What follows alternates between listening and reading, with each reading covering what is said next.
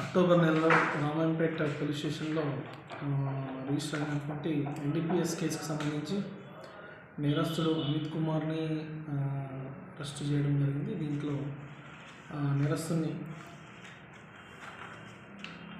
ఇంకా అరెస్ట్ చేసి ఇక్కడ తీసుకొచ్చి ట్రాన్సిస్ట్ వారెంట్లో తీసుకొచ్చి కోర్టులో ప్రొడ్యూస్ చేయడం జరిగింది. దాని తర్వాత మొన్న 9వ తారీఖు నాడు అతని కస్టడీ తీసుకోవడం జరిగింది. పూర్తి సమాచారం ఎంక్వైరీ కోసం కస్టడీ తీసుకోవడం జరిగింది. కస్టడీ తీసుకున్న తర్వాత అతను ఇంటరాక్షన్ చేస్తే అతనితో పాటు ఇంకా ఇద్దరు నేరస్తులు కలిసి నోయిడా ప్రాంతం నుంచి, ఉత్తరప్రదేశ్ నోయిడా ప్రాంతం నుంచి బయలుదేరి ఒరిస్సా మీదుగా విశాఖపట్నంలో కొంతమంది గుర్తు తెలియని వ్యక్తుల దగ్గర గంజాయి తీసుకొని 2 వాహనాల్లో మళ్ళీ రిటర్న్ పోతుండగా మన రామాయంపేట పరిధిలో NH-44పై వెనకాల వస్తున్నటువంటి మిగతా ఇద్దరు ఉన్నటువంటి వెహికల్ బోల్తపడడం, దాని తర్వాత వాళ్ళ వెహికల్ని అక్కడే వదిలేసి వాళ్ళని తీసుకొని తను ఇప్పుడున్న అమిత్ తీసుకొని పోయిందని చెప్పడం జరిగింది. ఆ మిగతా ఇద్దరు డీటెయిల్స్ కూడా ధర్మేంద్ర, రవి పాఠక్ అని చెప్పడం జరిగింది.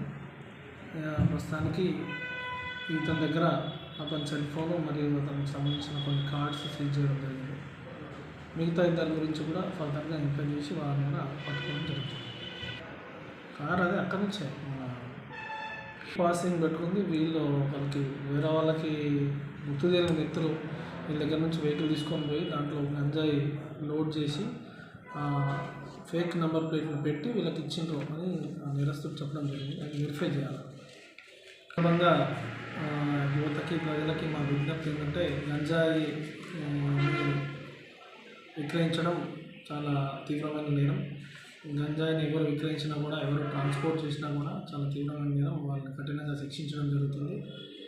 గంజాయిని ఎవరైనా సేవించినా కూడా వాళ్ళకి తీసుకొచ్చి కౌన్సిలింగ్ చేయడం జరుగుతుంది. గంజాయి సేవించడం కూడా ఎక్కువసార్లు గంజాయిని వాళ్ళ దగ్గర పెట్టుకొని సేవించినా కూడా అది నేరం కిందని పరిగణించడం జరుగుతుంది.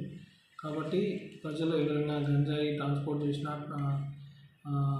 వాళ్ళ దగ్గర ఉన్నా కూడా, పొజిషన్లో కలిగి ఉన్నా కూడా ఎవరికైనా సమాచారం ఉంటే పోలీస్కి డైరెక్ట్గా సమాచారం ఇవ్వాలని. దీనివల్ల సమాజంలో యువత చాలా తీవ్రంగా నష్టపోయే అవకాశం ఉంది. కాబట్టి ప్రజలందరూ కూడా దీనిలో బాధ్యతగా తీసుకొని పోలీస్కి సహకరించాలని చెప్పేసి మా తరఫున విజ్ఞప్తి చేస్తాం.